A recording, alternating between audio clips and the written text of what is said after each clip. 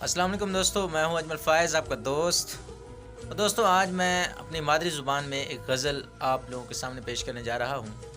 गुर्बत पे है वो गज़ल। एक गरीब की हमारे माशरे के अंदर क्या वैल्यू है, उसके ऊपर एक गज़ल है। मैं आप लोगों के गोश गुज़ार करता हूं और उम्मीद करता हूं आपको इंशाल्लाह पसंद ज़रूर आएगी। तो आइए मैं आपको अपनी गज़ल सुनाता हूँ। अर्ज़ किया है कि गरीब दी मुआशरे जा कोई नहीं, गरीब दी मुआशरे जा कोई नहीं, कोई राह कोई नहीं, काई वाह कोई नहीं। ते आ गुरबत मुआशरे च लत मारी,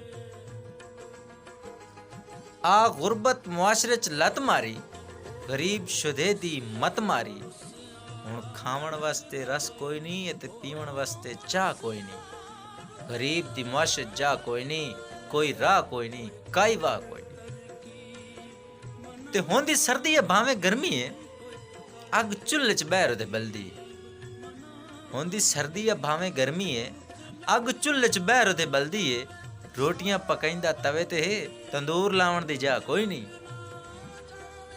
गरीब दी मुआशरे जा कोई नहीं, कोई राह कोई नहीं, काई वाह कोई नहीं।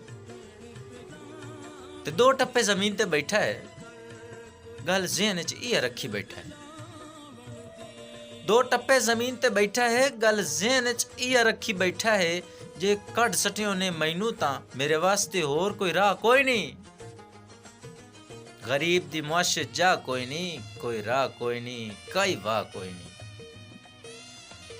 ते गल कोई भी गरीब दी नहीं सुनदा, नाले मावां धियां ही। ए गल कोई भी गरीब दी नहीं सुनदा, नाले मावां धियां हे पुणदा। गल कहनू अपनी सुनावे चा, किदाई मुंह भी करन दा सा कोई नहीं। गरीब दी मुआशरे जा कोई नहीं, कोई राह कोई नहीं, काई वाह कोई नहीं।